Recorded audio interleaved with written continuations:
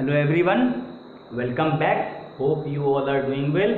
I am also fine, thank you. और आज अपना क्या है, दूसरा वीडियो है इस सीरीज का, called as basic mathematical tools. उसमें हमें क्या डिस्कस करना है आज? Different mathematical functions and their graphs. पिछले वीडियो में जो लास्ट पॉइंट था, सबसे इम्पोर्टेंट पॉइंट वो क्या था कि हर ग्राफ जो है फंक्शन नहीं है, लेकिन हर फंक्शन को हम लोग ग्राफ से रिप्रेजेंट कर सकते हैं. क्या तरीका था चेक करने का कि एक्स वाई प्लेन में कोई भी एक आर्बिट्रेरी कर्व है, अगर ये कर्व किसी भी एक पर्टिकुलर फंक्शन को रिप्रेजेंट कर रहा है तो उसके लिए क्या कंडीशन है कि एक वर्टिकल लाइन टेस्ट करके आता है. उसमें क्या करते हो आप, एक वर्टिकल लाइन गिराया, अगर उस वर्टिकल लाइन ने उस पर्टिकुलर आर्बिट्रेरी कर्व को एक बार काटा तो आप क्या बोलेंगे कि हाँ ये कर्व जो है आपको रिप्रेजेंट कर रहा है फंक्शन को. लेकिन उसमें एक छोटा सा पॉइंट रह गया था जो पिछले वीडियो में बताता तो थोड़ा सा वीडियो और हैवी हो जाता. ऐसे ही अपना वीडियो क्या होता है, हैवी हो जाता है. तो पहले उसको डिस्कस कर लेते हैं, फिर हम लोग आगे बढ़ेंगे. एक आपको फंक्शन आता है कुछ ऐसा,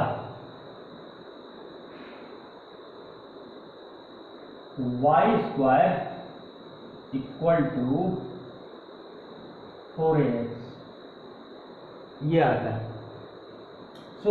ये किसका इक्वेशन है? पैराबोला का इक्वेशन है. हमें पढ़ना भी है आप लोग को, मतलब किसमें, कोऑर्डिनेट ज्योमेट्री में, कोनिक सेक्शन में, उसमें पढ़ना है. लेकिन इसका जब आप ग्राफ बनाओगे तो आप देखोगे कि आप वर्टिकल लाइन मार रहे हो तो 2 बार काट रहा है. लेकिन वर्टिकल लाइन टेस्ट से हमने क्या पढ़ा है कि एक बार काटेगा तो फंक्शन होगा, 2 बार काटेगा तो फंक्शन नहीं होगा. तो क्या ये फंक्शन नहीं है? कि वेल डिफाइंड फंक्शन है, स्टैंडर्ड कोनिक का इक्वेशन है ये. तो ये ऐसा क्यों होता है? ऐसा इसलिए होता है कि कुछ फंक्शंस हमारे पास ऐसे होते हैं जिन्हें हम अलग अलग डोमेन्स में डिफाइन करते हैं. बोलते क्या है ऐसे फंक्शंस को? Piecewise function. तो उसको देख लेते हैं, फिर हम लोग आगे बढ़ जाएंगे अपने mathematical functions and their graphs को. इसको आसान करने के लिए लेट अस से बोल दो y square equal to x. Parabola के ढेर सारे इक्वेशन है, 3-4 तरह के पैराबोला होते हैं, वो देखेंगे बेसिक कोऑर्डिनेट ज्योमेट्री में, लेकिन अभी यही रहना है. तो इसका अगर आप बनाओगे ग्राफ तो ये आपको कुछ ऐसे बनेगा. ये इसका ग्राफ है, इसका y एक्सिस x एक्सिस, इसको ओरिजिन बोल दो और बेसिक कोऑर्डिनेट ज्योमेट्री में क्या इसी को बोल देंगे, वर्टेक्स बोल देंगे. अगर आप इस पे मार दो वर्टिकल लाइन अब तो देखोगे आप 2 बार काटेगा ये x इक्वल टू ए. इसी को समझना है हमें. ऐसे फंक्शन को क्या बोला, 2 अलग डोमेन में डिफाइन करेंगे. तो यहां से आपको क्या क्या मिल जाएगा, y equal to plus minus under root x. तो आधे डोमेन में प्लस अंडर रूट एक्स, आधे डोमेन में माइनस अंडर रूट एक्स. और ऐसे फंक्शन को बोल देते हैं क्या हम लोग, पीस वाइज फंक्शन. इन सब पे और थोड़ा सा बात करेंगे, थोड़ा बहुत क्वाड्रेटिक इक्वेशन में, थोड़ा बहुत वही बेसिक कोऑर्डिनेट ज्योमेट्री में. तो इसको देखिएगा कैसे हम लोग रिप्रेजेंट करने जा रहे हैं. तो ऐसे रिप्रेजेंट करेंगे,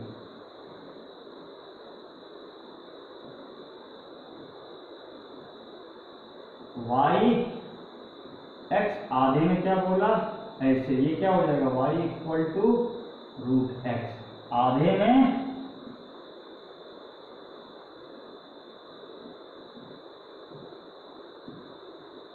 ऐसे y equal to minus root x. ये रूट के अंदर माइनस नहीं है, नहीं तो इमेजिनरी हो जाता, रूट के बाहर माइनस है.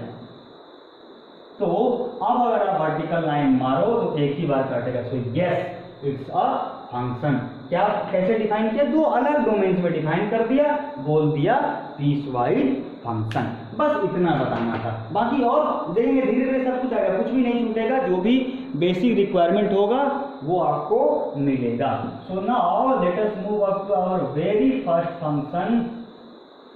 और उस फंक्शन को बोलते हैं आइडेंटिटी फंक्शन, लेकिन उससे पहले एक टर्म आता है real valued function. Real valued function का मतलब ये होता है कि फंक्शन रियल नंबर्स पे डिफाइंड है और फंक्शन के रेंज और डोमेन जो होंगे वो कौन से सेट से बिलोंग करेंगे, रियल नंबर के सेट से बिलोंग करेंगे।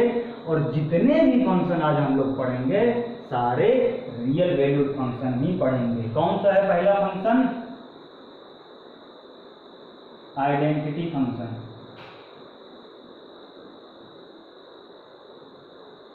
सो आइडेंटिटी फंक्शन पहले ही बोला था कि रियल वैल्यूड फंक्शन है। सो कैसे रिप्रेजेंट करेंगे इसको? Function from R to R such that y equal to fx equal to x for all x belongs to R। जैसे ये C को लिख के बीच से पेट काटा था तो उसको क्या बोला था हमने? Belongs to. तो ये जो उल्टा ए लिखा है हमने, इसका मतलब होता है फॉर ऑल। ठीक है, अब इसका ग्राफ सबको पता है, y इक्वल टू एस क्या होता है? ओरिजिन से पास होगा, क्या होगा? स्ट्रेट लाइन होगा। सो बनाओ, ये हुआ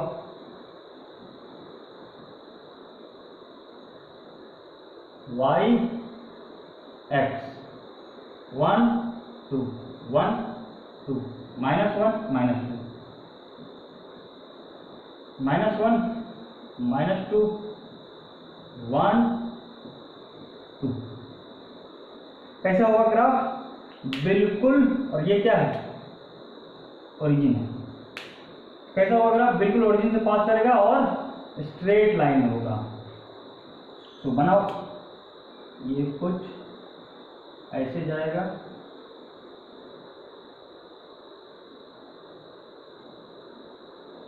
ऐसे। किसका ग्राफ है? y equal to x. तो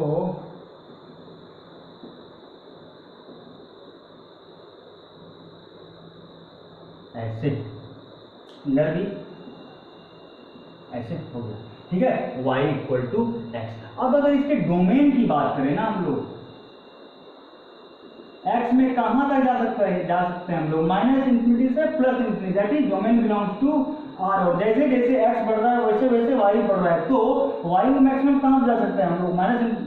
+इंफिनिटी, मिनिमम -इंफिनिटी। तो रेंज भी जो होगा इसका क्या होगा? Belongs to R। जिस फंक्शन में हम लोग जितना कम बात करेंगे, समझ लीजिएगा कि हमें बस नाम सुनना होना चाहिए, फैमिलियर होना चाहिए हम लोग। दूसरा फंक्शन है कांस्टेंट फंक्शन।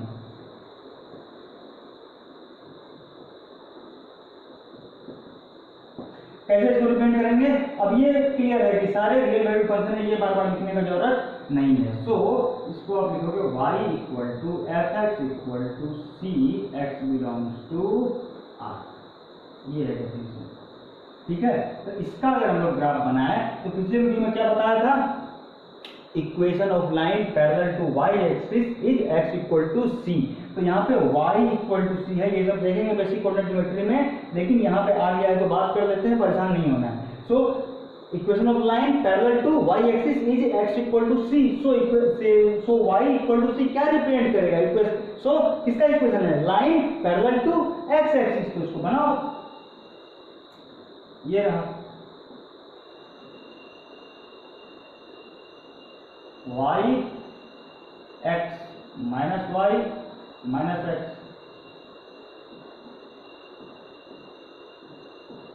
ठीक है, तो अब यहां पे हमें क्या लिखना है? y इक्वल टू c किसके पैरेलल? x के, x एक्सिस के पैरेलल। ये हो गया आपको y equal to c।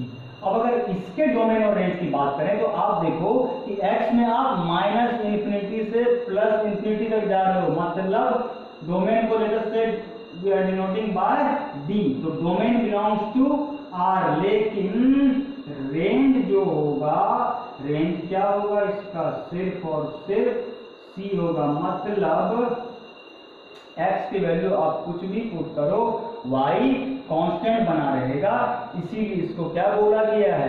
Constant function. तीसरा फंक्शन है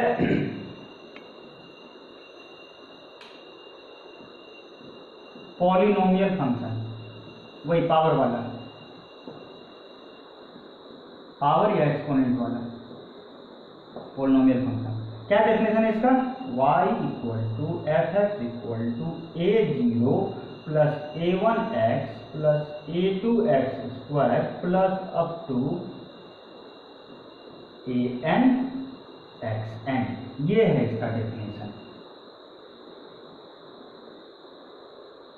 पॉलिनोमियल फंक्शन। लेकिन ध्यान देने वाली बात यह है कि a0 a1 up to an real number के सेट से बिलोंग करेंगे, बिलोंग्स टू R, और ये जो एक्सपोनेंट है n, n क्या है? सबसे इंपॉर्टेंट बात यही है, नॉन निगेटिव इंटीजर है, फ्रैक्शन होने से काम नहीं चलेगा, नेगेटिव होने से भी काम नहीं चलेगा। क्या होना चाहिए? Non negative integer. और ये सारे जो कोफिशिएंट्स हैं, एक्स या चाहे एक्स का ले लो, यहाँ तो कोई नहीं है तो कांस्टेंट ही है, एक्स का कोफिशिएंट ले लो, एक्स स्क्वायर ले लो, कुछ भी एक्स एन ले लो, क्या होना चाहिए? रियल नंबर से बिलोंग करना चाहिए। चेक करने का यही दो तरीका है कि कोफिशिएंट्स रियल नंबर होने चाहिए और पावर जो होना चाहिए क्या होना चाहिए? Non negative integer. अब कुछ ये तो हमने पढ़ लिया, कुछ एग्जांपल देखते हैं कि कैसे चेक करें हम लोग कौन सा फंक्शन पॉलिनोमियल फंक्शन है, कौन सा नहीं है। So let us move there, और उसके बाद दो तीन तरह के पॉलिनोमियल फंक्शन डिस्कस करेंगे, फिर हम लोग पढ़ जाएंगे रेशनल फंक्शन पे।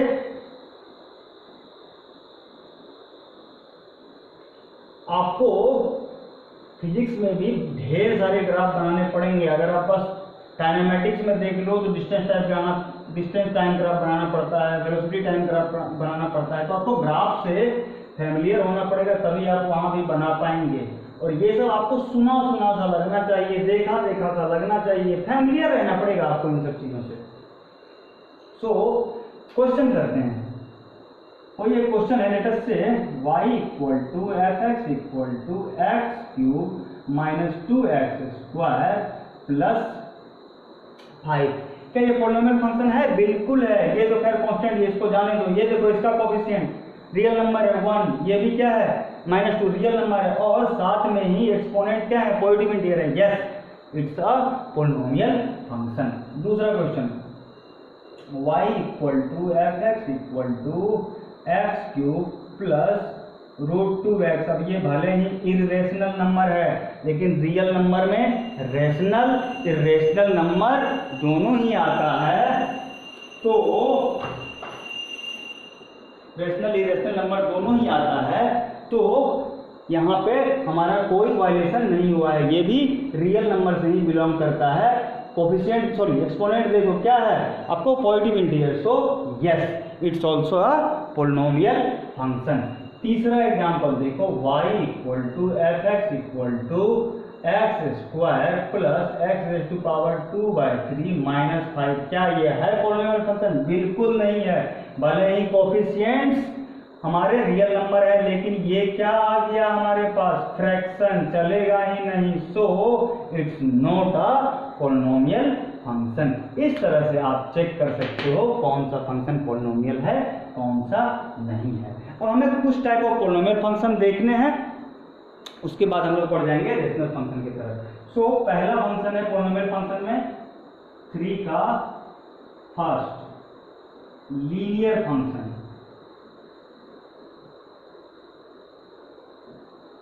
लीनियर फंक्शन का एक स्टैंडर्ड इक्वेशन ले लो, equation of straight line, y equal to F x equal to M X plus C, x belong to r। ये तो पता ही है, सारे रियल वैल्यू फंक्शन है। सो लेकिन ध्यान देने वाली बात यहाँ पे ये है, m और c क्या है? कॉन्स्टेंट्स हैं। तो ये आपको पता ही होगा। लाइन को भी रिप्रेजेंट करने के ढेर सारे तरीके हैं, वो देखेंगे वही बेसिक कोऑर्डिनेट ज्योमेट्री में। समय के साथ आपको हर कुछ मिलता हुआ चला जाएगा, लेकिन अभी फिलहाल इसको हम लोग रिप्रेजेंट करने की कोशिश करते हैं। तो ये हो गया अपना coordinate axis y x minus y minus x.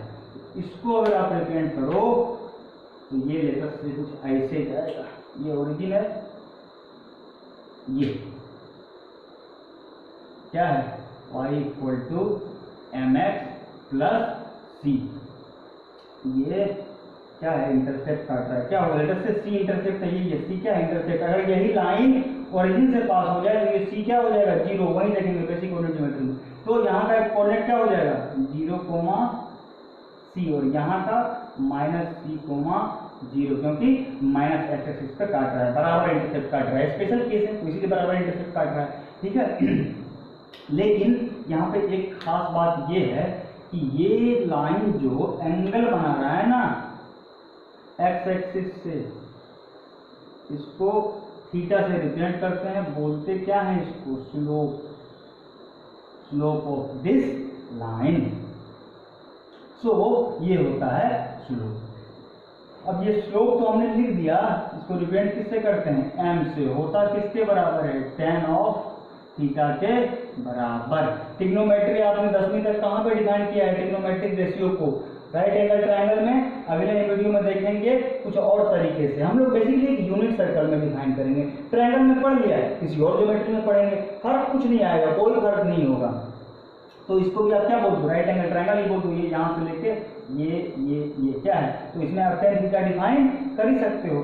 तो ये हो गया अपना m = tan of theta. Theta क्या है, जो एंगल ये एक्स एक्सिस से बना रहा है। जनरली एंटी क्लॉकवाइज थीटा को पॉजिटिव लेते हैं, देखेंगे अगले वीडियो में देखेंगे ये सब। तो अब मुझे आपको एक चीज सिखानी है कि ये आपको कोई एक लाइन का इक्वेशन दिया हुआ है, आपको स्लोप पता करना है। Late us say y = x + 3, इसका हमें स्लोप पता करना है। स्टैंडर्ड फॉर्म क्या है, y = mx + c। अगर दोनों से कंपेयर किया, c क्या हो गया, इंटरसेप्ट 3 आ गया। लेकिन अब यहां पर आप इसको कंपेयर करो, m यहां से क्या हो गया, 1। tan फंक्शन के कौन से वैल्यू ऑफ थीटा का वैल्यू 1 होता है, 45 degree. So m = tan theta = 1, this implies theta = 45 degree. ये हो गया आपको स्लोप, ठीक है, ये अपना स्लोप हो गया।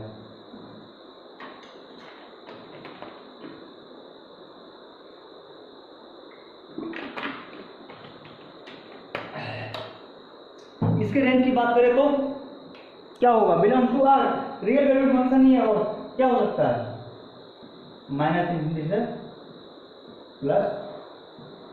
+∞, ठीक है। इसी में दूसरा फंक्शन है, थर्ड का ही सेकेंड, क्वाड्रेटिक फंक्शन।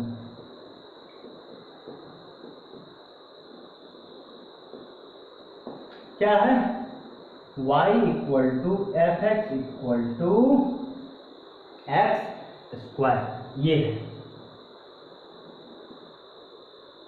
ठीक है। सो अब यहां पर ये क्या है, ये कौन सा पैराबोला होगा, y = x²। पैराबोला के बहुत सारे इक्वेशन पहले ही बता दें, लेकिन ये वाला जो है ना, ये x² = 4ay टाइप का पैराबोला है ये। तो ये क्या होगा, इसका माउथ वर्टिकली अपवर्ड खुलेगा। सो इसका ग्राफ कैसे हो जाएगा, ये आपको रिवाइज हो जाएगा बेसिक कोऑर्डिनेट ज्योमेट्री में।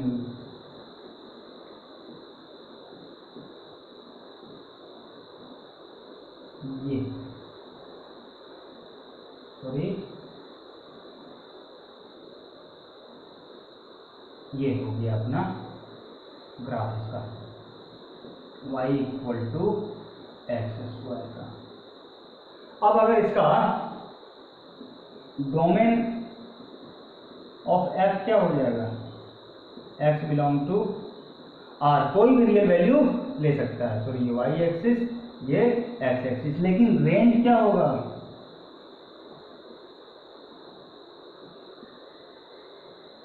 रेंज ऑफ f, सॉरी ये अगर डोमेन लिखें इसका,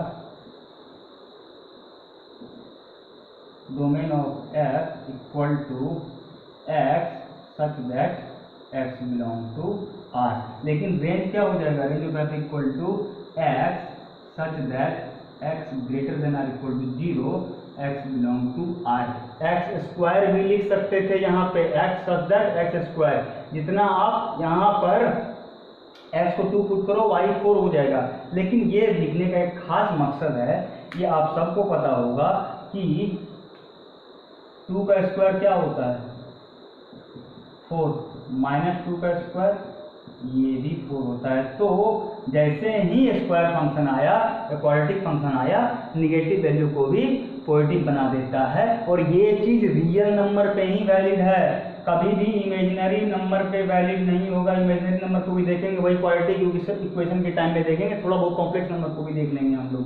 सो एक वो क्या होता है आपको, एक होता है under root -1 equal to iota होता है, तो अयोटा स्क्वायर जब आप कर दोगे वो होगा -1। तो ये फंडा कहाँ पे वैलिड है, आपको रियल नंबर पे, इसीलिए बोला सारे रियल वैल्यूड फंक्शन है। यहाँ पे आप एक्स स्क्वायर भी लिख सकते थे, लेकिन किसी भी रियल नंबर का स्क्वायर क्या होगा, ऑलवेज ग्रेटर देन और इक्वल टू 0 ही होगा। ये होता है आपको क्वाड्रेटिक फंक्शन। अब अपना अगला फंक्शन है क्यूबिक फंक्शन, और इसके बाद हम लोग पढ़ जाएंगे रेशनल फंक्शन की तरफ। सो क्यूबिक फंक्शन,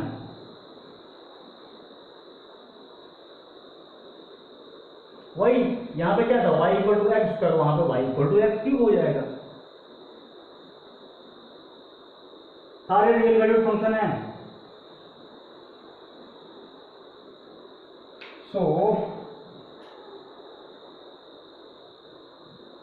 तीसरे का third cubic function, y equal to F x equal to x cube, x belong to are.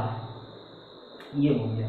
अगर आप इसका ग्राफ बनाओगे, ये थोड़ा थोड़ा टेन थीटा की तरह दिखेगा, टेन थीटा के ग्राफ की तरह। और इसको बोलेंगे क्या, इस ग्राफ को, इसको बोलेंगे क्यूबिक पैराबोला।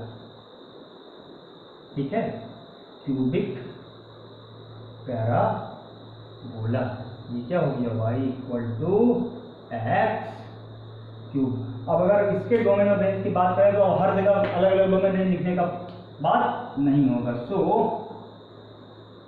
क्या होगा, f equal to x comma x cube, x belong to R. पहला डोमेन, दूसरा रेंज, वही ऑर्डर पेयर किसी भी रिलेशन का। दूसरा क्या होता था, इमेज, उसी को क्या बोलते थे, इमेज के सेट को रेंज बोलते थे। फंक्शन भी क्या है, रिलेशन ही है। और ये क्या हो गया, डोमेन हो गया, खत्म हो गया क्यूबिक फंक्शन और पॉलिनोमियल फंक्शन। अब हम लोग चलते हैं रैशनल फंक्शन पे, चौथा।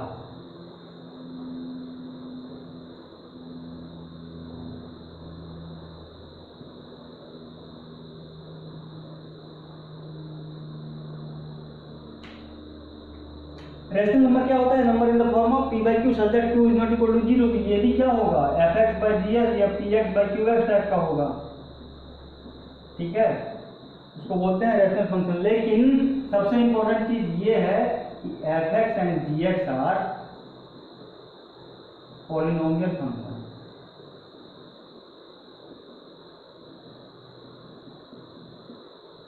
And gx is not equal to 0। gx अगर 0 हो जाए क्या हो जाएगा, इंफिनिटी हो जाएगा फंक्शन को क्या बोलते हैं हम लोग, नॉट डिफाइंड। इसको इसमें हम लोग एक ऐसा एग्जांपल लेंगे, एक स्टैंडर्ड कर्व और थोड़े छोटे छोटे कॉन्सेप्ट डेवलप होंगे, वैसा एग्जांपल लेते हैं हम लोग। एक एग्जांपल है y equal to F x equal to 1/x। यही है रेशनल फंक्शन का एग्जांपल। ठीक है, तो इसको हम लोग ड्रॉ करने की कोशिश करते हैं।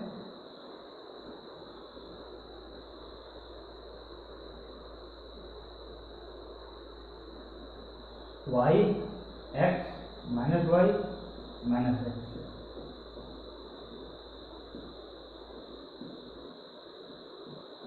ठीक है, तो इसका जो ग्राफ होगा ना वो होगा आपको रेक्टेंगुलर हाइपरबोला। ये x को अगर इस तरफ भेज दो क्या हो जाएगा, xy इक्वल टू 1। इसका इक्वेशन है रेक्टेंगुलर हाइपरबोला। जनरली होता है xy equal to c square, लेकिन ये c क्या है 1 है, तो 1 का स्क्वायर क्या हो जाएगा 1 ही होगा। तो इसका ग्राफ होगा आपको कुछ ऐसे दिखेगा।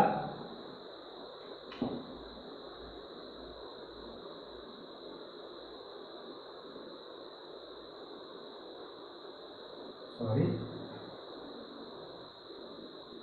कुछ ऐसे दिखेगा, जहां पर ये दोनों जो है ना, ये दिख आर्क टाइप का रहा है, ये दोनों क्या बोलते हैं आप, ब्रांचेज ऑफ हाइपरबोला। हाइपरबोला क्या होता है, पैराबोला क्या होता है, एलिप्स क्या होता है, सर्कल क्या होता है, देखना है इसी सीरीज में। परेशान बिल्कुल भी नहीं होना है, कुछ भी बेसिक नहीं छूटेगा, जहां जहां एक वीडियो में नहीं हो सकता।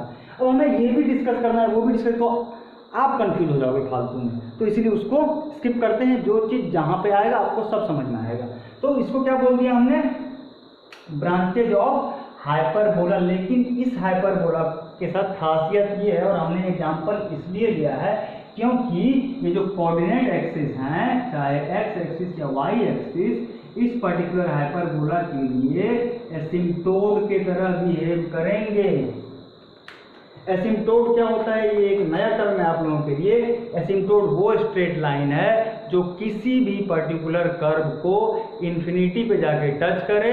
सो asymptote is basically tangent to a curve at infinity.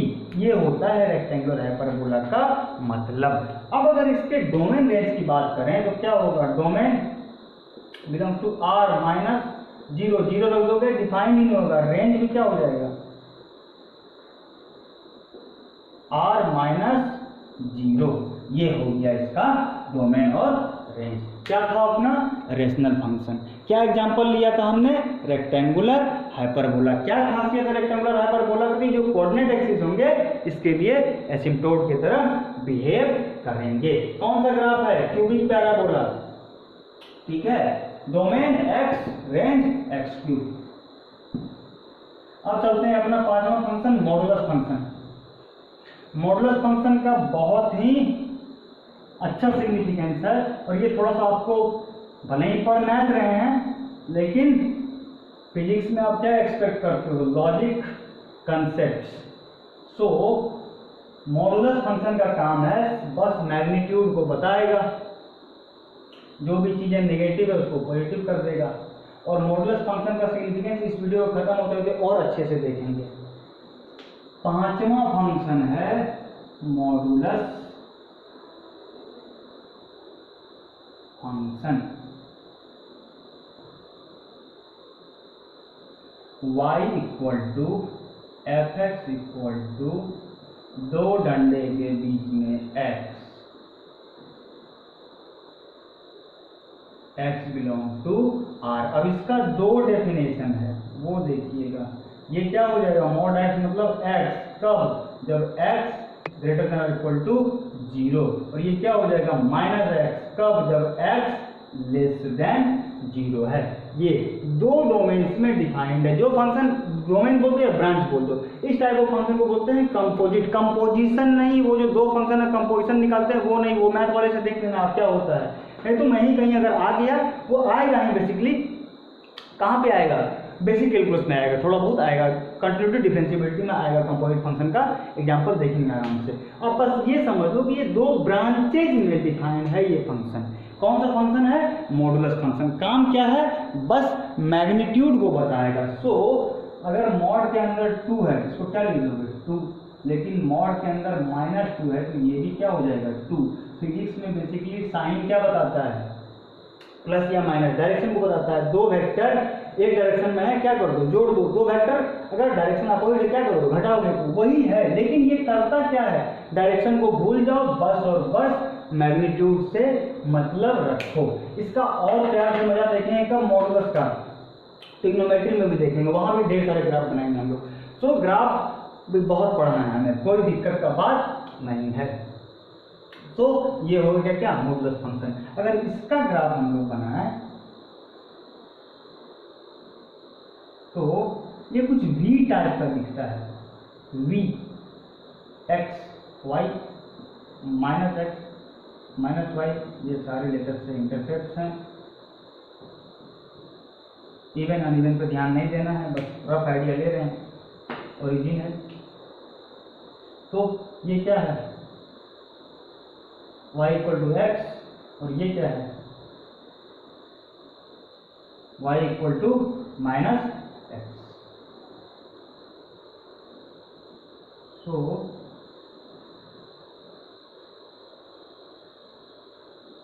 ये है, ये इसका ग्राफ है y equal to mod X. अब यहाँ पर थोड़ा चीज मुझे और बताना पड़ेगा मॉडुलस फंक्शन से फैमिलियर कराने के लिए आपको। वो जो आप कोई भी इक्वेशन सॉल्व करते हो जहाँ पे इक्वलिटी होता है, इक्वल टू, तो आप क्या करते हो, डिफरेंट वेरिएबल्स को, सॉरी वेरिएबल्स अगर दो तरह के हैं तो आप कुछ ना कुछ जुगाड़ करके इक्वेशन बना लिए, दो तीन है तो तीन इक्वेशन बना लिए। उसके बाद करते क्या है, स्टेप क्या होता है कि एक टाइप ऑफ वेरिएबल को एक साइड ले जाओ, दूसरे टाइप ऑफ वेरिएबल को एक साइड ले जाओ, इक्विलिटी के, ऑब्वियसली इक्विलिटी के ही एक साइड दूसरे साइड करेंगे, उसके बाद कंपेयर करके आप आंसर निकाल लो। लेकिन जब इनइक्विलिटी आ जाए, इनइक्विलिटी का मतलब क्या है, लेट अस से x greater then 4, x less than और इक्वल टू 7, तो यहाँ पे आप आंसर सीधे सीधे नहीं लिखेंगे, कुछ ना कुछ जुगाड़ लगाना पड़ेगा, सेट वैल्यू लिखना पड़ेगा। सेट इसीलिए भी इंपॉर्टेंट था। तो यहाँ पे आप अगर लिखोगे तो क्या लिखोगे, x बिलोंग टू 4 to 7। ये कैसे लिख दिया मैंने, अभी इस पर भी आ रहे हैं।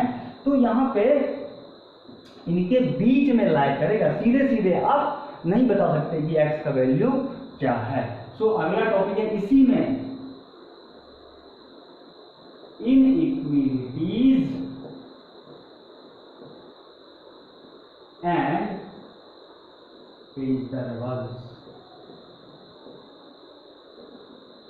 ये लेट अस से ये नंबर लाइन है अपना, इस पर कोई एक इंटरवल लेना है तो 2 पॉइंट लेना पड़ेगा हमें। लो कुछ ऐसा है, ये खाली वाला है, ठीक है, ये यहाँ भी खाली है, यहाँ भी खाली। लेट अस से ये A है, ये B है। ये खाली का मतलब ये है कि आप किसी भी पर्टिकुलर इनइक्विलिटी को सॉल्व करा आपने, तो ये बॉर्डर वैल्यू या एंड पॉइंट्स को आप कंसीडर नहीं करेंगे, ये दोनों नहीं आएगा। आप इनके बीच के सारे वैल्यूज को ले लो। इसको कैसे रिप्रेजेंट करेंगे, A, B, क्या बोलते हैं इसको, ओपन इंटरवल। ये दूसरा ले लो, ऐसा है कुछ, मतलब यहाँ पे ये दोनों पॉइंट इंक्लूड में, यहाँ पे क्या था, एक्सक्लूड था, ये भरा हुआ नहीं है, खाली मतलब क्या, एक्सक्लूड, यहाँ पे इंक्लूड। तो ये भी ले लो, A, B। इसका मतलब क्या है, आप इन दोनों के बीच के सारे वैल्यू को तो ले सकते हो। सारे वैल्यू क्यों ले रहे हैं, जस्ट बिकॉज ऑफ इनइक्विलिटी। इक्विलिटी में एक आंसर आता है, इनइक्विलिटी में सेट वैल्यू आता है।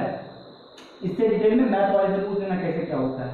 सो ये A, B जब होगा यहाँ पर, तो ये भी इंक्लूड होगा बॉर्डर वाला, ये भी होगा, ये भी होगा। इसको कैसे रिप्रेजेंट करेंगे, क्लोज इंटरवल से।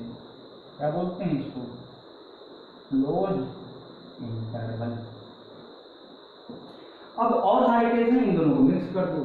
लेकर से एक में हमने एक्सक्लूड, एक में इंक्लूड किया, A है, B है, तो बीच वाले सारे वैल्यू आएंगे, ये नहीं आएगा, ये आएगा, ये आएगा। इसको कैसे रिप्रेजेंट करोगे, A, B, यहीं से आएगा। और कुछ ऐसा है, तो A, B कैसे रिप्रेजेंट करोगे इसको, A, B, ये हो गया। अब इनइक्विलिटी सॉल्व करने से पहले इक्विलिटी सॉल्व करते हैं। पहले इक्विलिटी में फैमिलियर होंगे, फिर इनइक्विलिटी में। लेट अस से क्वेश्चन है, mod of 2x - 3 equal to 7। ठीक है, ये हमें सॉल्व फॉर x करना है। मॉड का डेफिनेशन क्या है, x plus x, x minus x। तो इसका क्या होगा, दो डेफिनेशन होगा। कैसे, एक तो प्लस ले लो तो सीधा सीधा क्या हो जाएगा, 2x माइनस 3 इक्वल टू 7। दूसरा क्या ले लो, minus of 2x minus 3 equal to 7। तो क्या हो जाएगा, 2x equal to 10, this implies x equal to 5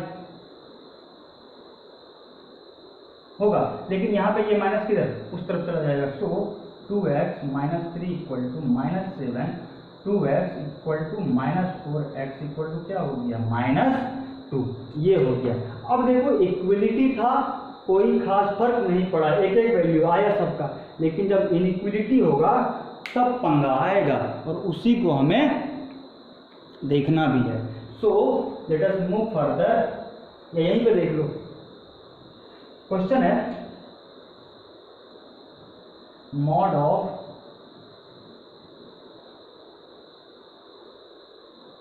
to x minus 3 greater than और इक्वल टू 97।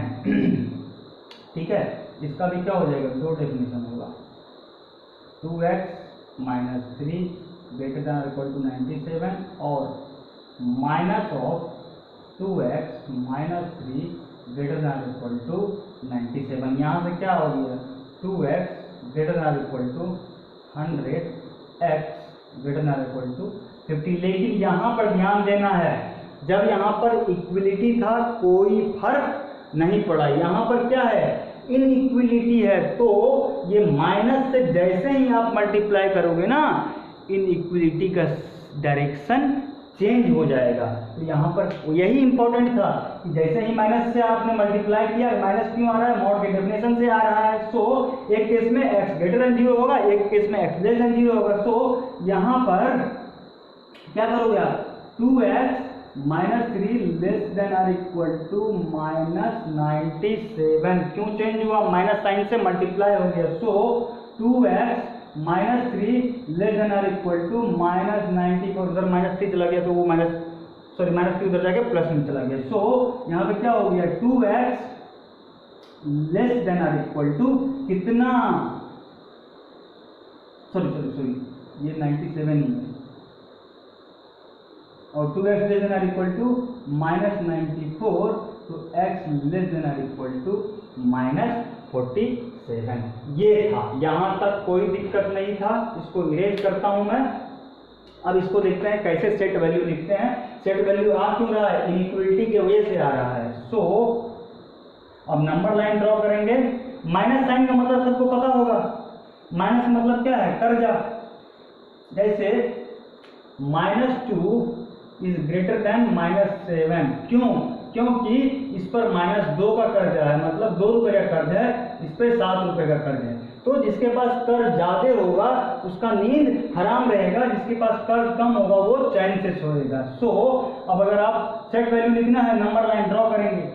लो ड्रॉ करो, -47 यहाँ प्लॉट किया, 50 यहाँ प्लॉट किया। पहले में क्या है, x इज ग्रेटर देन और इक्वल टू 50, तो 50 से बाहर चला गया, इस तरफ चला गया। दूसरा क्या है, लेस देन और इक्वल टू -47, तो -46 इधर कहीं आएगा, लेकिन वो क्या होगा, x से बड़ा होगा, x इससे छोटा होना चाहिए। इधर बढ़ेंगे -48, -49, -50 ऐसे करते करते करते -इंफिनिटी। लेकिन -इंफिनिटी इंक्लूड नहीं होगा, क्योंकि इंफिनिटी अलग अलग टाइप से आप डिफाइन कर सकते हो, जो आप गिन नहीं सकते वो इंफिनिटी हो गया, जिसको आप खा नहीं सकते वो इंफिनिटी हो गया, जहां आप जा नहीं सकते वो भी इंफिनिटी हो गया। सो ये क्या होगा, -47 से छोटा होगा, तो इधर जाएगा, इधर जाएगा।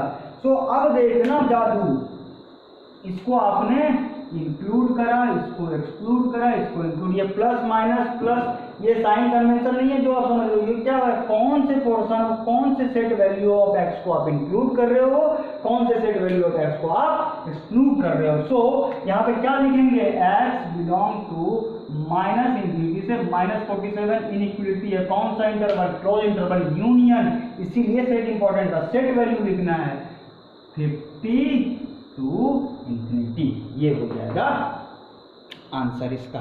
ठीक है, तो ऐसे आप मॉडुलस फंक्शन को सॉल्व कर सकते हो। ये था इंटरवल इनइक्वलिटी। इससे ज़्यादा डिटेल में मैथ्स वाले टीचर से पूछना, हमें अपने काम चलाने के लायक समझाना था। जैसे ही आपने इनइक्वलिटी वाले इक्वेशन में माइनस से मल्टीप्लाई किया, इनइक्वलिटी पलट जाएगा। ये एक फंडामेंटल पॉइंट है, ठीक है। अब अपना अगला फंक्शन है ग्रेटेस्ट इंटीजर फंक्शन। इसके मॉडुलस फंक्शन के एक आध क्वेश्चन में वीडियो खत्म होते होते दे दूंगा और उसके सॉल्यूशन अगले वीडियो में दे दूंगा। सो अगला फंक्शन क्या है? अगला फंक्शन है ग्रेटेस्ट इंटीजर फंक्शन। उसको देखते हैं, शायद छठा ग्रेटेस्ट इंटीजर फंक्शन, ठीक है। कैसे डिनोट करते हैं? y equal to F x equal to डब्बे के अंदर x बिलोंग टू r। ये डेफिनेशन है इसका, किसका? Greatest integer function. अब इस डब्बे का जादू देखो, आपको डब्बे का मतलब क्या होता है। अगर इस डब्बे के अंदर 5.2 लिखा हुआ है तो इसका मतलब क्या है? आपको बस इंटीग्रल पार्ट लेना है। इंटीजर फंक्शन है तो फ्रैक्शन या डेसिमल वाले को नेग्लेक्ट कर दो, इसका क्या होगा रिजल्ट? 5। लेकिन अगर यहाँ पे -1.2 है ना नेगेटिव टर्म, तो इसको भूलने से कुछ काम नहीं चलेगा। सीधे सीधे आप इसका नेक्स्ट इंटीजर लिखो। नेक्स्ट इंटीजर क्या होगा? -2। यहाँ -1 लिख देना पे नेक्स्ट इंटीजर लिखेंगे हमेशा -2। इस डब्बे का और मजा देखो आप। लेटेस्ट से कोई क्वेश्चन है 2 into greatest integer function x² + 3x + 2 + 4 into x² + 5x + 6 = 3। हमें निकालना क्या है? Find the number of solution of equation. इस इक्वेशन का नंबर ऑफ सॉल्यूशन, कितने सॉल्यूशन होंगे? अब सबको पता है क्वाड्रेटिक इक्वेशन है, इसके रूट के लिए सॉल्व करो, 2 रूट होंगे, उसके बाद हमें चेक करना होगा कि क्या है सॉल्यूशन। लेकिन इस डब्बे से आपको क्या मजा मिलेगा? इस डब्बे के बाहर जो भी आएगा क्या आएगा? इंटीजर आएगा।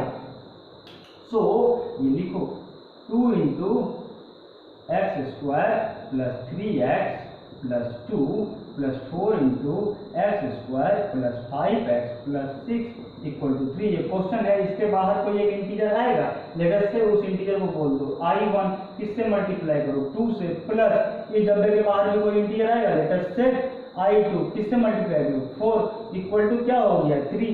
ये क्या हो गया? इवन इंटीजर होगा। ये भी क्या होगा? इवन इंटीजर होगा। और ये क्या हो गया? और इंटीजर है। 3 क्या है? और नंबर है। तो ऐसा कभी पॉसिबल नहीं है। आप देख लेना कि 2 इवन इंटीजर का सम जो है और इंटीजर हो, तो इस डब्बे की मदद से आपने क्या बोला कि नो सॉल्यूशन।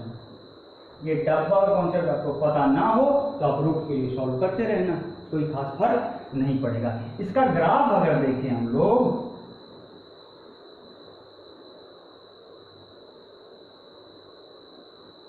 लेटर से 1 1 2 2 इतना ही देखते हैं।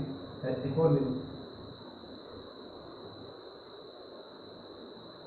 3 इधर 1, ठीक है। तो ये ओरिजिन, अगर यहाँ पे डब्बे के अंदर 0.6 होगा तो क्या होगा? इसका वैल्यू 0। तो ये 1 2 3 1 2 3 -1 -2 -1 -2। सो जब आप 0 से 1 के बीच में जाओगे क्या होगा?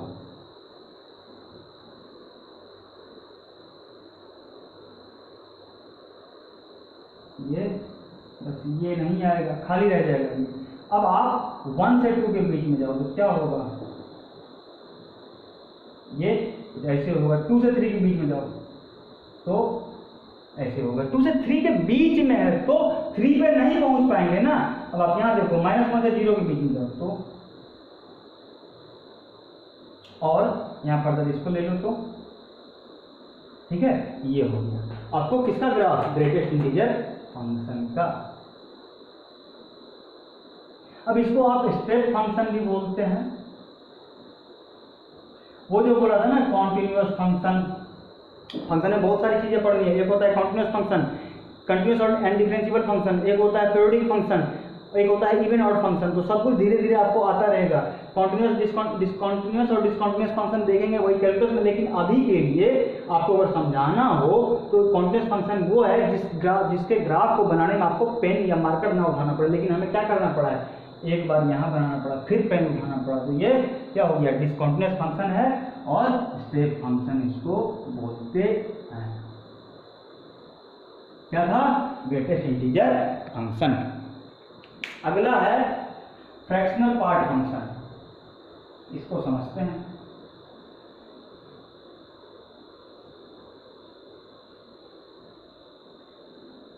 फ्रैक्शनल पार्ट इसी से डिफाइन हुआ है, क्या होगा, x में से इंटीग्रल पार्ट को हटा दो, क्या बच जाएगा, फ्रैक्शनल पार्ट बच जाएगा।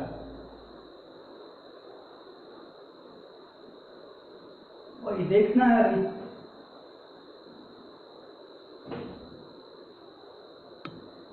ठीक है।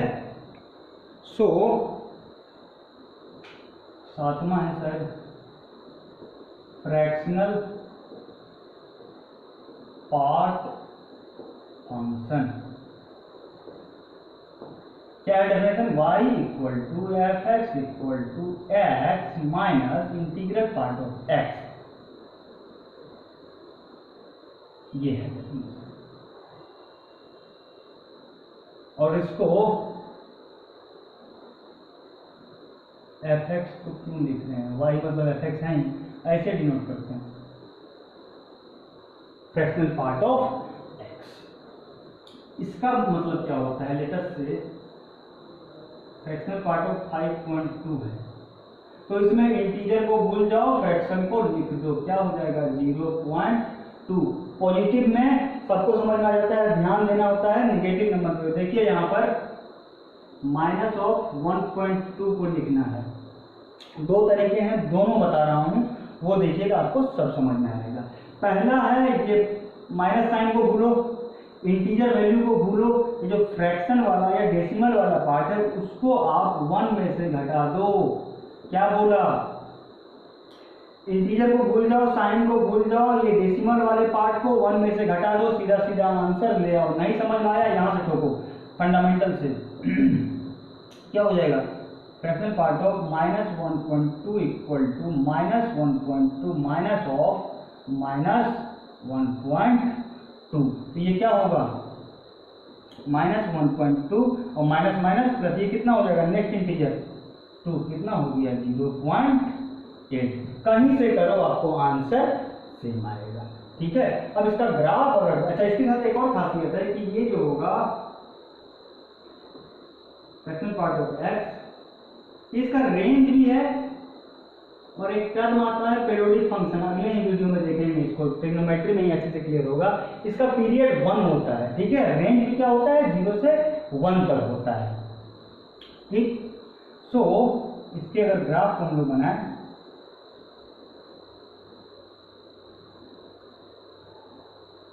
कुछ ऐसे होगा, y x क्या होगा, मैक्सिमम वैल्यू 1, ठीक है, 1 2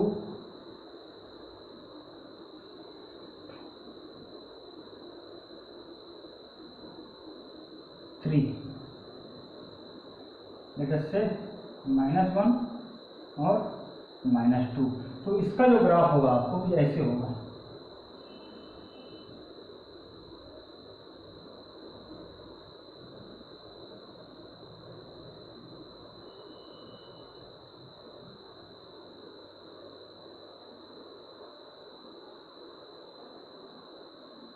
माइनस वाला हो तो, या फिर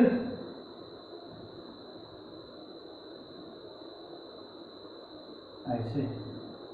किसका ग्राफ है, y equal to fractional part of x, क्या होता है रेंज 0 to 1, ठीक है। ये बताइए अभी कौन सा फंक्शन है? डिसकंटिन्यूअस फंक्शन है, पेन हमें उठाना पड़ा है। और इसका पीरियड कितना है? Period equal to 1। Period basically किसी फंक्शन का वो होता है जितने वो खुद को रिपीट कर ले। ये मत समझ आएगा ट्रिग्नोमेट्री में, इसीलिए उसके लिए छोड़ रहे हैं। ठीक है, ये था आपको फ्रैक्शनल पार्ट फंक्शन। अब अपना है एक आता है सिग्नल फंक्शन। अपने कोई खास सिग्निफिकेंस का नहीं है, मैथ्स वाले से पूछना क्या है सिग्निफिकेंस, लेकिन अब बात छिड़ी है तो बता देता हूं। बस ग्राफ क्या होता है, डोमेन रेंज क्या होता है, शायद 8वां है।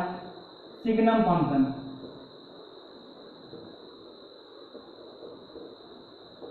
क्या होता है? y equal to F x equal to, ये भी अलग अलग ब्रांचेज में डिफाइन होगा। 1 कब? जब x greater than equal to 0। 0 कब? जब x इक्वल टू 0। -1 कब? जब x लेस देन 0। इसका जब आप ग्राफ बनाओगे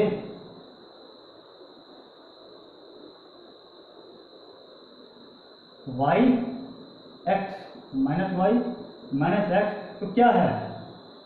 0 भी ये बीच में आ जाएगा। -1 इधर बढ़ा दो,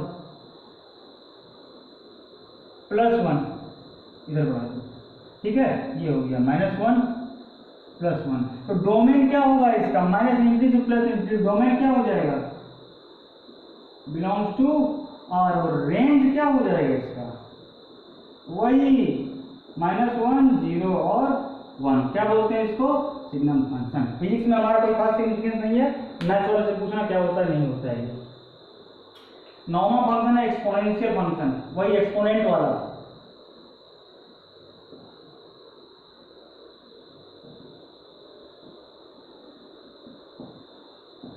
ठीक है, क्या होता है? y equal to E raise to power x। ये e जो है ना, ये e एक कांस्टेंट है। बोलते क्या है?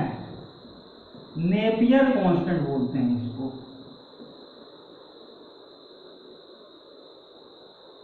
और यह एक इररेशनल नंबर है, जैसे रूट के अंदर होता है ना, वैसे ही e का जो वैल्यू होगा आपको 2 से 3 के बीच में लाई करेगा। और अप्रॉक्स वैल्यू जो होगा e का 2.7 होता है। तो ये क्या होता है? एक्सपोनेंट या पावर, किसी भी चीज की पावर बढ़ाते जाओ तो क्या होगा? बढ़ता हुआ चला जाएगा। तो इसका ग्राफ अगर आप देखोगे कैसा होगा? कुछ ऐसा होगा।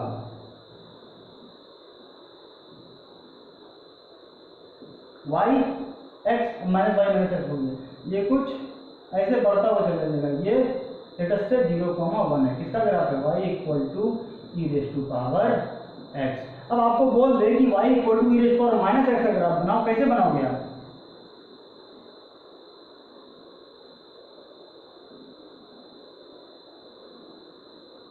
उल्टा हो जाएगा इसका।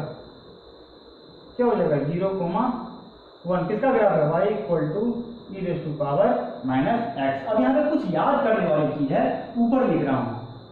ठीक है, ये है E raise to power minus infinity क्या होता है? 0। E raise to power infinity क्या होता है? इंफिनिटी। तो इसका डोमेन देखो, एक्स एक्सिस में कहीं से कहीं जा सकता है। तो डोमेन क्या हो जाएगा? बिलोंग्स टू आर, या -∞ से +∞। और रेंज जो होगा ऑब्वियसली एक्सपोनेंशियल फंक्शन की बात हो रही है, क्या होगा? 0 से इंफिनिटी, ये होता है।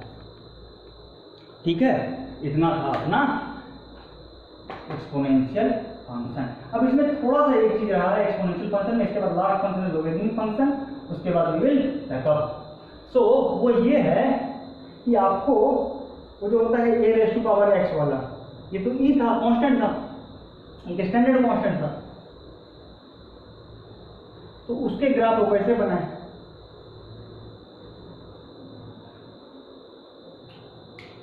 y equal to 2 raise to power x और y equal to 7 raise to power x, इसका ग्राफ बनाना है। तो कोई खास अंतर नहीं रहेगा, y x क्या होगा? ये ऐसी जगह कुछ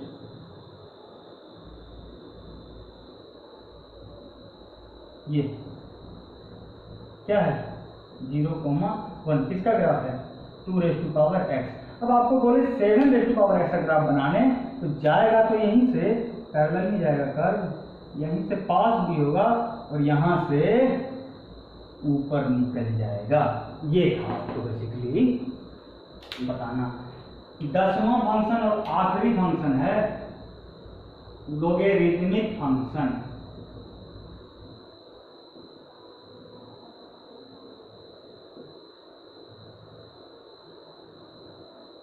इसको प्यार से समझते हैं, थोड़ा टाइम लगेगा, हो सकता है ये वीडियो 1 घंटे से थोड़ा बड़ा हो, आप देख लेना प्यार से आराम से, ठीक है। इसको डिफाइन वाले बात करेंगे, थोड़ा इसको कुछ खेलने की कोशिश करते हैं। एक चीज ये होगा a raise to power equal to c equal to अगर b है तो इसको हम लोग लॉग के टर्म में कैसे लिख सकते हैं, c equal to log b base a। कुछ नहीं समझ में आया भूल जाओ, कोई दिक्कत नहीं है। एक ये है, जगह से सबको पता है 2 रेज़ टू पावर 3 कितना होगा 8, तो इसी पे बिठाओ, c क्या हो जाएगा 3, क्या हो जाएगा लॉग ऑफ 8 बेस 2। अब थोड़ी देर के लिए 3 को भूल जाओ, गलत नहीं है, भूले हैं तो हमें ये लॉग क्या बताएगा कि ये जो भी वेरिएबल है, यहाँ तो फिलहाल कांस्टेंट है, वो बात की बात है, नंबर में ही ना कुछ सीखते हैं। सो ये क्या बता रहा है हमें log 8 बेस 2 कि इस 2 के पावर को आप कितना बढ़ा दो ये 8 हो जाए, तो इसको क्या लिखोगे आप log of 2 raise to power 3 base 2। तो अब देखो एक ये फॉर्मूला होता है log of a base a equal to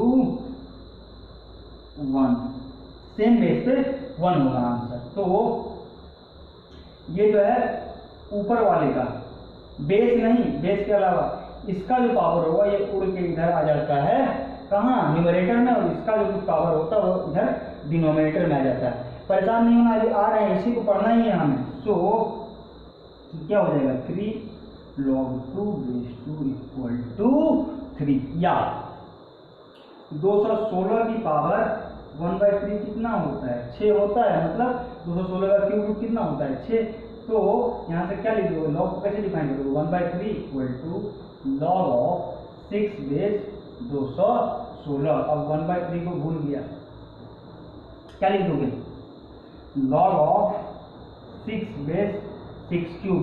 इसका पावर उड़ के कहाँ जाएगा, डिनोमिनेटर में या डिवाइड में। अगर इसका ऊपर वाले का पावर उड़ के मल्टीप्लाई में आता था तो नीचे वाले का यानी कि बेस का पावर क्या हो जाएगा, उड़ के डिवाइड में चला जाएगा या डिनोमिनेटर में चला जाएगा। सो क्या लिखोगे इसको 1/3 log 6 कट पिट के क्या आ गया 1/3, ये होता है लॉग। अभी भी कुछ नहीं पढ़ा है, अब पढ़ेंगे, ये थोड़ा आपको बस फैमिलियर कराना था लॉग से, कैसे क्या काम करता है लॉग, ठीक है। अब देखते हैं लॉग को। सबसे पहली चीज तो ये है ध्यान देने वाली बात कि लॉग जो है कभी भी निगेटिव नंबर्स के लिए या निगेटिव टर्म्स के लिए डिफाइन नहीं करेंगे, और कभी भी लॉग का बेस 1 नहीं हो सकता है। सो ये log of x base a ये y के बराबर है, तो log का डेफिनेशन ये x जो है 0 से बड़ा होना चाहिए, बेस भी जो है 0 से बड़ा होना चाहिए, लेकिन ये बेस कभी भी 1 नहीं होना चाहिए। ये डेफिनेशन है लॉग का, ठीक है। तो अब हम लोग लॉग के 1-2 फॉर्मूला लिखते हैं, फिर क्वेश्चन करेंगे, तब शायद आपको थोड़ा बहुत क्लियर हो। एक ये होता है log of p raise to power n, base क्या है q raise to power n। इसको आप लिख सकते हो यही, ये उड़ के ऊपर ये उड़ के नीचे, क्या लिखोगे m/n log p base q। और अगर यहाँ पे ये कुछ भी log a बेस 1 क्या होगा, 0 हो जाएगा। कुछ भी बेस 1 पे कभी भी डिफाइन नहीं होता है। अब आपको एक आध फॉर्मूला और बताता हूँ, स्किप करने की कोशिश करते हैं लेकिन आपको बता ही देता हूँ। log mn बेस b क्या होगा, log of m base b plus log of n base b। दूसरा log of m by n base b क्या लिखोगे, log of m base b minus log of n base b। ये है formula, ठीक है। सो ये फॉर्मूला था। अब एक आध क्वेश्चन करते हैं। तो ये जो लिखा था मैंने 2⁻³ = 8, अब शायद क्लियर हुआ होगा कि ये सब फॉर्मूला सब मैंने लिख दिया। लेकिन फॉर्मूलों के चक्कर में मत पड़ो। फॉर्मूला जो है क्या होता है, आपको जी का जंजाल होता है। ये तो बताया ही था कि log a बेस a = 1 होता है। तो क्या करोगे, इसको आप लिख दो। इसको log के टर्म में कैसे लिखोगे, 3 = log 8 बेस 2 क्या हो जाएगा, 3 = log ऑफ 2³/2। तो इसीलिए 3 लिख दिया था। क्वेश्चन देखिए,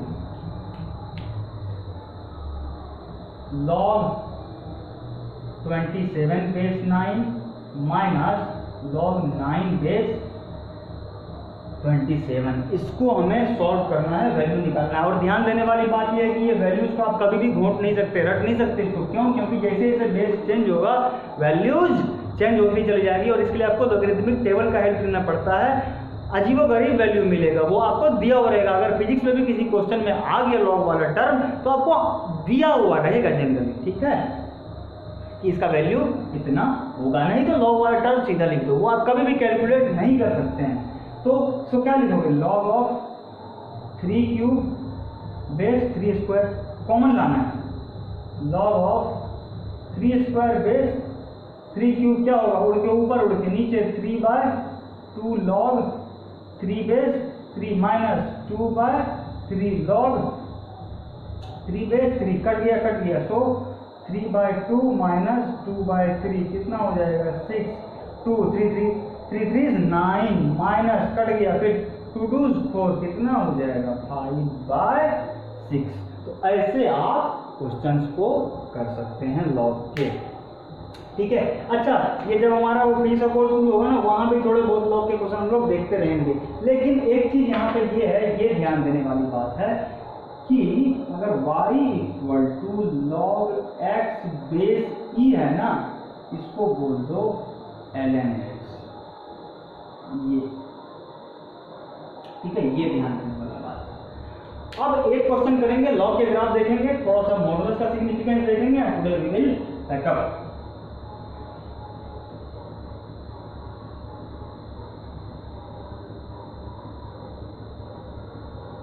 और वो है क्या,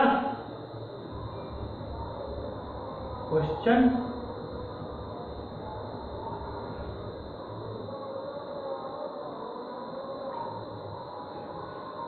लिखिए, log of 500 base x + 5 = y, solve for x। Log का डेफिनेशन लगाओ, सिंपल, कुछ समझ में नहीं आए। ये क्या होना चाहिए, >0 तो 500 तो >0 है, पता है। और x + 5 भी क्या होना चाहिए, >0। दिस इंप्लाइज x -5 एक वैल्यू यहाँ से आ गया। लेकिन सबसे important x + 5 = (1), this implies x ≠ -4। तो यहाँ भी सेट वैल्यूज ही आएंगे, क्योंकि यहाँ पे इनइक्वलिटी हमने लॉग के डेफिनेशन से ही निकाली, तो सेट वैल्यूज ही आएंगे। अब देखो -5 से बड़ा है बोल दिया, तो कहाँ तक जा सकता है, -5 से इंफिनिटी नहीं जा सकता है। So x belongs to -5 to infinity -4। ये होगा अगर ये लॉग डिफाइंड है। इसका अगर आप देखो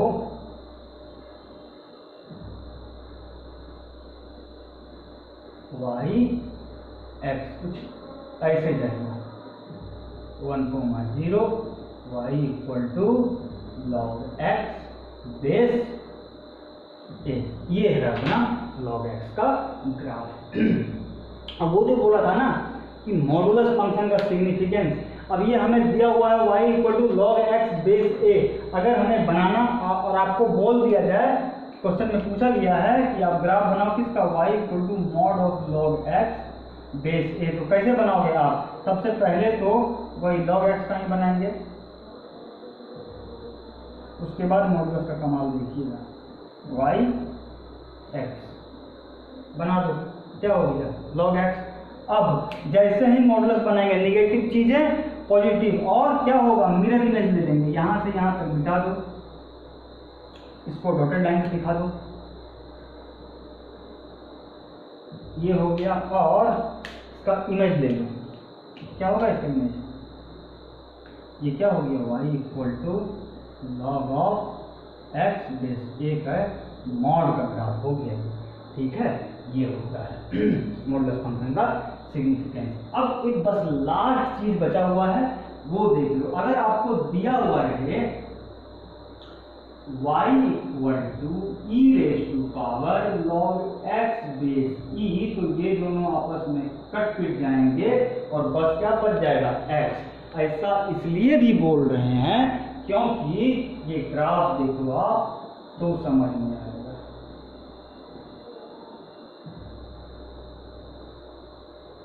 एक ग्राफ बनाओ y इक्वल टू एक्स का, क्या होगा, स्ट्रेट लाइन।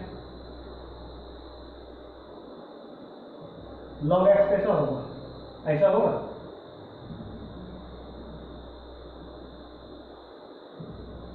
और या तो ई ले लो, यहाँ ई लिया है, और ई रेश को ऐसा ग्राफ कैसा होगा, ऐसा। तो ये लाइन कैसा बिहेव करेगा, इसके तो ये मिरर के तरह है, तो एक दूसरे का मिरर इमेज है, तो एक दूसरे का इनवर्स है ये, इसीलिए ये कट पिट जाते हैं। इनवर्स क्या होता है, फंक्शन निकालना, सॉरी किसी फंक्शन का इनवर्स निकालना क्या होता है, वो मैथ्स वाले से पढ़ना, हर कुछ फिजिक्स वाला नहीं बता सकता है। हमारे काम का जो चीज है ना वो हम डिस्कस करने जा रहे हैं। अब एक दो क्वेश्चन दे देता हूं मैं आपको, वो आप सॉल्व करने की कोशिश करना, अगले वीडियो में इसको डिस्कस करेंगे। क्वेश्चन क्या है, क्वेश्चन है कि सॉल्व फॉर एक्स करना है, एक्स का सॉल्व फॉर एक्स, ठीक है, एफ एक्स इक्वल टू है log of 100 minus x base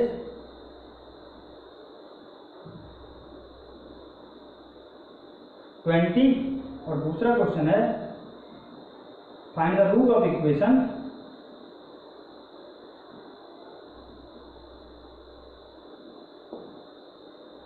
x square minus 5 mod x plus 6 equal to 0। ये दोनों क्वेश्चन आप ट्राई करना, अगली वीडियो में इसका आंसर हम लोग डिस्कस करेंगे। ठीक है, जो जो ग्राफ बच गया है, जो जो कॉन्सेप्ट बच गया है, डोंट वरी अबाउट दैट। अभी दूसरा वीडियो है ये सीरीज का, मैंने पहले ही बोला था, हो सकता है 10-12 वीडियो भी लग जाए, इसमें कंफर्टेबल होंगे, फिर फिजिक्स स्टार्ट करेंगे। आपको ये सब एक आइडिया लगा रहना चाहिए, दिखने में जाना पहचाना लगना चाहिए। और ये जो लॉग वॉग का आपने काम सुनो कहीं पे, ये ग्राफ ये जो आपको बताया कि ये दोनों एक दूसरे के मिरर इमेज हैं, ये लाइन मिरर की तरह बिहेव करता है। और सबसे इंपॉर्टेंट यही था, E raise to power log X base E, ये दोनों कट पिट जाएंगे, बस क्या बच जाएगा, एक्स बच जाएगा। इतना आप तब तक करो, बहुत जल्दी मिलते हैं अगले वीडियो में, तब तक के लिए टेक केयर, बाय। और वही लाइक सब्सक्राइब कर दो, बढ़ाओ इसके रीच को। Thank you so much.